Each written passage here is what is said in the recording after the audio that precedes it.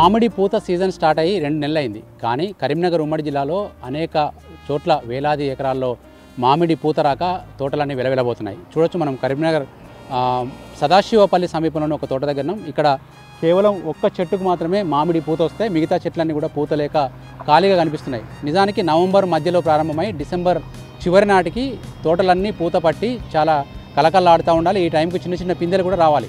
కానీ వాతావరణంలో మార్పులు, ఎందుకంటే శీతాకాలంలో ఉష్ణోగ్రతలు సమతుల్యత పాటిస్తేనే మామిడి పూత వస్తుంది. ఆ పూత వచ్చిన తర్వాత కాయ నిలుస్తుంది. కానీ ఇక్కడ ఎక్కడ కూడా అట్లాంటి పరిస్థితి లేదు. పగలు రాత్రికి ఉష్ణోగ్రతల తేడా లేకుండా పోయింది. ఎందుకంటే పగలు కూడా చల్లగా ఉంటుంది వాతావరణం, రాత్రి మంచు కురుస్తూ ఉంది.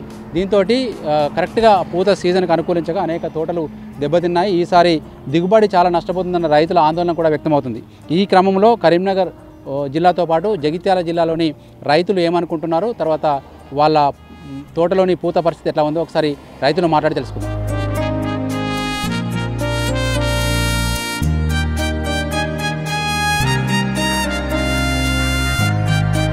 సార్, ఇప్పుడు ఈ తోటలో ఈ టైంకి ఎట్లా ఉండాలి, పూత ఎట్లా ఉంది సార్?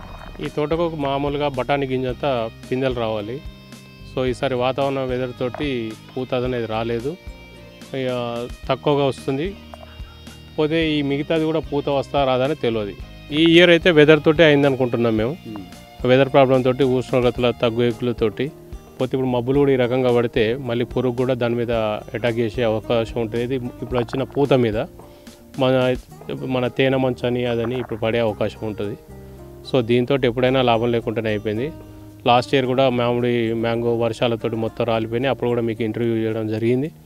అప్పుడు కూడా ఎవరు పట్టించుకున్నది లేదు, దానికి నష్టపరిహారం కట్టించేది లేదు. సో ఇంకో 2-3 ఇయర్స్ ఇట్నే జరిగితే మేము కూడా దీని నుంచి తప్పించుకొని మామూలు వ్యవసాయానికి వెళ్ళిపోయింది, బాగుంటుంది అనిపిస్తుంది. ఈ రోజు వరకు మామూలుగా బఠానీ గింజంతా మొత్తం పూత డ్రాప్ అయి పిందెలు కనిపించాలి మనకు. సో ఏప్రిల్ ఎండింగ్ వరకు మనకు మే ఫస్ట్ వీక్ వరకు మొత్తం క్రాప్ వెళ్ళిపోవాలి. సో అలా జరగడం లేదు. ఇక పూత వచ్చినా కూడా అది మే ఎండింగ్ వరకు వస్తుంది క్రాప్ అనేది.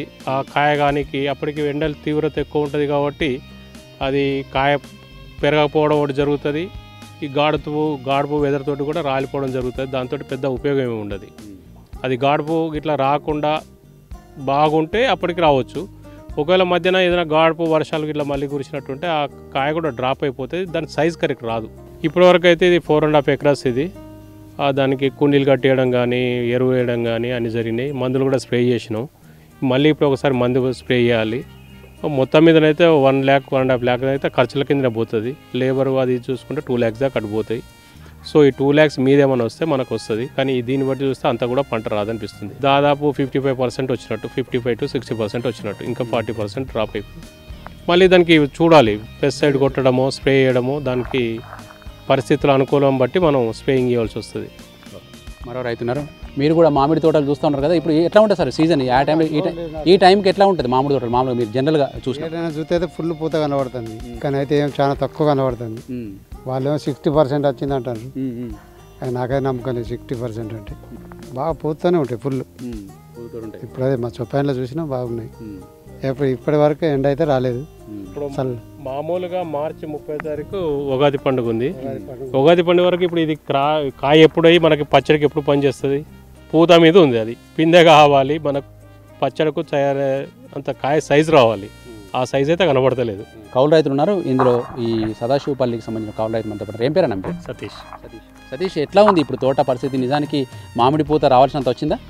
ఇక రాలేదు సార్. ఇదివరకే రావాల్సి ఉండే. లాస్ట్ ఇయర్ ఇదివరకు 70-80% వచ్చింది, కానీ ఈ సంవత్సరం 50-60% అట్లా వచ్చింది. అది కూడా ఈ వెనక వచ్చిన పూత ఆగుద్దా కూడా తెలియదు. మబ్బులు వాతావరణం ఈ 4-5 days నుండి బాగా వెదర్ కూడా మంచిగా లేదు సార్.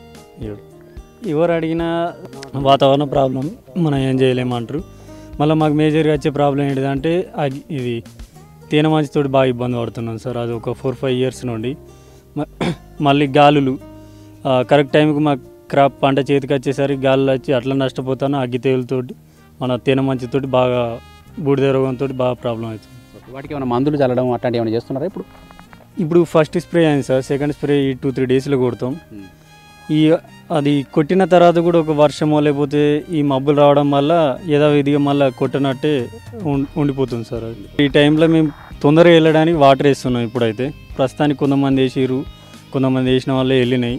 కొన్ని ఏమో ఇంకా 50% ఆగిపోయినాయి, కొన్ని తోటలు మొత్తానికి పోయలేదు. అవి ఇన్సూరెన్స్లు అంటే ఒక్కొక్క తోట నేను దగ్గర 150 acres వరకు పడుతుంది సార్. ఇన్సూరెన్స్ అంటేనే దానికి దగ్గర 5 to 6 lakh అడుగుతారు. ఇప్పుడు ఇంకా ఆశ ఉందా, పూత వచ్చే అవకాశం ఉంది, ఇంకా టైం ఉందా? ఉంది సార్, ఇంకా 15 days వస్తాయి. 1 month వరకు, February 15th వరకు, ఆ టైం ఎండింగ్ వరకు కూడా వస్తాయి. కాకపోతే తర్వాత వచ్చే కాయ మరగుజ్జులాగా చిన్నగా ఉండడం, వంకర తింకరగా ఉండడం, సైజ్ పెరిగిపోవడం లాంటి ప్రాబ్లం ఉంటుంది. కాయ ఆరోగ్యంగా ఉండంటే ఏ టైం కరెక్ట్? డిసెంబర్ జనవరి సార్. డిసెంబర్ జనవరి అంటే ఇప్పుడు జనవరిలో ఉన్నాం మనం, ఈ టైంకి కూడా రావచ్చు. ఇంకా ఈసారి పిందెలు ఉన్న తోటలు కొంచెం ఎనర్జీ మంచిగా ఉండేది సార్. ఇప్పుడు ఇక్కడ ఏమేమి వెరైటీస్ ఉన్నాయండి కాయలు? బంగినపల్లి, ఈ నాటి 2-3 రకాలు ఉన్నాయి సార్. అంతే బంగినపల్లి మేజర్ ఎక్కువ ఉన్నాయి ఇక్కడ ఉన్న తోటలని.